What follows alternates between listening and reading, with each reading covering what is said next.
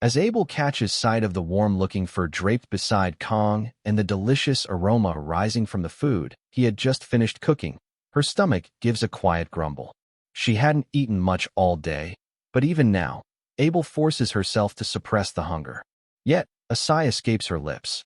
Even here, in this unfamiliar place, Abel feels like she's losing to our boy once again. The realization brings a flush of embarrassment to her face, and the cold doesn't help. Seeing her shiver slightly, Kong wordlessly offers her the fur coat. "Cover yourself with this," he says softly. "It'll help you feel a bit warmer." Abel hesitates for a moment, then takes it, her cheeks growing redder. She thinks to herself that she must be losing her mind. Why didn't she just turn back when she had the chance? But the smell of the food had been too tempting, and now she feels foolish for coming here. As the warmth of the fur slowly seeps into her chilled body, Abel murmurs a quiet, "Thank you," to Kong. Just then, a sharp pain shoots through her ankle, making her wince. She wonders if she might have twisted it earlier while walking around. Before she can inspect it herself, Kong notices her discomfort and kneels beside her, examining her ankle closely. Blushing and flustered, Abel pulls back slightly. What are you doing?" she stammers. Our boy calmly replies, "If we leave it like this, it might get infected while you're out here." With gentle hands, he removes his tie and uses it to wrap her injury. Abel looks down, both embarrassed and grateful, whispering another thank you as an awkward silence settles between them. After a few moments, Kong breaks the quiet. "Why were you wandering around here alone?" he asks. Abel freezes. Her mind drifts back to Rachel's ridiculous game, the one where Rachel declared that whoever found Kong Jiama first would get to claim our boy. Blushing, Abel replies, "There were things I wanted to do. Being alone made it easier." Kong glances at her and nods slowly. "You're a lot like me," he says. Abel smiles faintly, remembering when she told Rachel that she was sitting this game out. Despite that, she suddenly pulls out her phone and snaps a picture of her and Kong together. Without overthinking, she sends it to the group chat with Rachel and the others. Moments later, her phone buzzes furiously. Both Saki and Rachel fire back with furious texts. "Didn't you say you weren't playing the game?"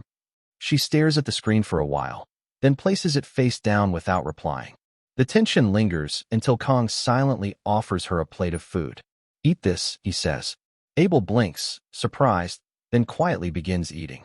For a while, neither of them speaks. Our boy thinks to himself that the silence is getting heavier and more awkward by the second.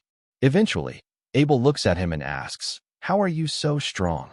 Kong stares into the distance for a moment before replying, "If only for a single minute. I've had to survive in this academy, no matter what kind of situation came at me." He pauses, then adds with a faint smirk, "Maybe it's because I had an amazing teacher." Abel's curiosity is piqued. "Your teacher? Who taught you to use a sword?" she asks. She reflects silently, recalling that Abel spent 17 years learning under her grandfather. It was a short life in the grand scheme of things, but one fully dedicated to the blade. Abel used to believe she understood swords better than anyone, but Kang's style was something entirely unfamiliar. "What exactly did you learn?" she asks, her voice quieter now. "And what's your family name?" Our boy leans back and responds thoughtfully, "There's something I realized a long time ago. Being strong doesn't mean you always win. The ones who never give up, who endure and survive to the end, those are the real strong ones." Abel stares at him in silence, then chuckles. "You sound like an old man right now," she teases. She laughs a bit more before apologizing. "Sorry, that was such a cliché. I couldn't help it. You just really reminded me of my grandfather for a second." Her laughter fades, and Kang's expression subtly changes. There's a flicker of hurt in his eyes, but he says nothing. Then Abel adds, "This kind of reminds me of when we talked on the bench.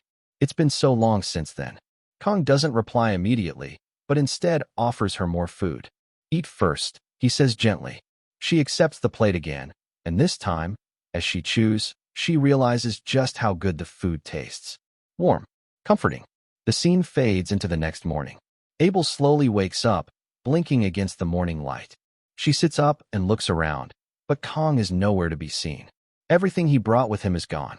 Her brows knit together. Where did he go? She wonders aloud. As she moves to sit up fully, a blush creeps onto her face as she remembers the way Kong helped her with her injury the night before.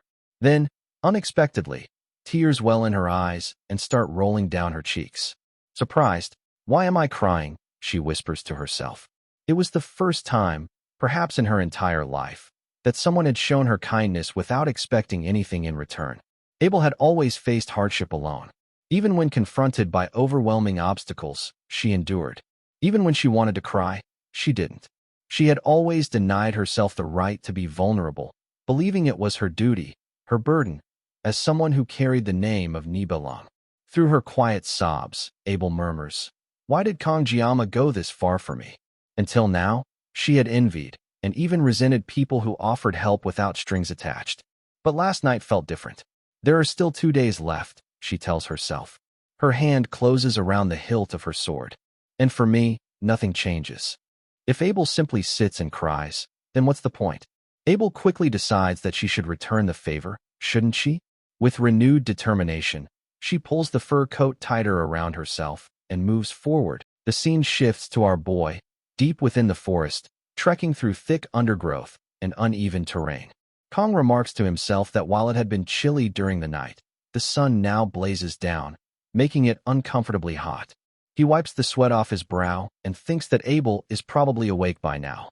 He had found Abel really pretty, though not in a romantic sense. Not yet, but for some reason, it always felt like Abel didn't like him very much. Kong shrugs off the thought. That's just the type of character Abel is supposed to be. The aloof noble lady, cold and distant, yet noble and proud. Still, after that unexpected encounter with her last night, Kong had chosen to show some kindness. Not because our boy had any feelings for Abel, but because she had looked so pitiful in that moment, and Kong just didn't have it in him to ignore someone in pain. Besides, showing a bit of compassion once wasn't going to drastically change the storyline. The overall plot might veer slightly off course, but compared to the scale of everything else, this wasn't exactly a game-breaking deviation. As Kong pushes forward and emerges from the thick woodland, he realizes he has exited the forest area. From the top of the hill, he gazes down at the view, the sun high in the sky. He begins his descent. Today is the day when Abel and Leon are supposed to begin developing feelings for each other. Our boy's face tightens slightly at the thought, a trace of annoyance visible in his expression. Kong mutters to himself, "She's not really going to give the blanket to Leon, is she?" It's at this moment that our boy gets a small, bitter taste of reality, something he hadn't been prepared for. Maybe he shouldn't have brought that blanket in the first place. With a sigh, Kong shakes his head and tells himself to stop wasting time on these pointless thoughts. There are more important things to focus on, like finding the blessing before sunset. Specifically, the blessing of regeneration, a spirit-level blessing, one rank below the renowned blessing of transfer. It dramatically enhances regenerative abilities, making recovery from injuries significantly faster. However, it's worth noting that the blessing of transfer, Kang's own unique gift, has no such limitation, as it applies only to the user, making the regeneration boost even more effective. Even the fragile Sashimi blade, known for its delicate structure, should recover partially thanks to this enhancement. At a glance, the blessing might seem incredibly useful, but Kong knows better. It won't heal every wound or make someone invincible. In the original game, this blessing was treated as a hidden piece.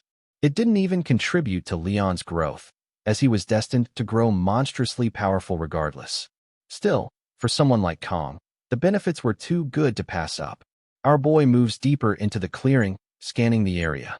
The terrain looks eerily different from the game graphics.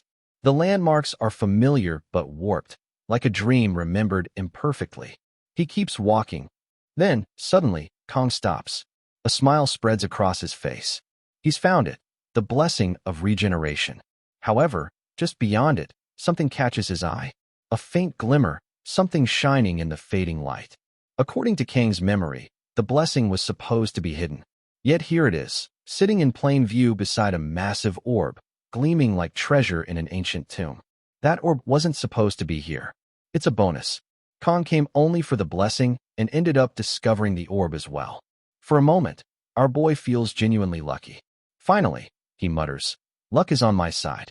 Until now, it felt like the world had been stingy with fortune. Kong moves closer, deciding to examine the orb first. His curiosity is too strong to resist, but he also wants to grab the blessing before it gets too dark.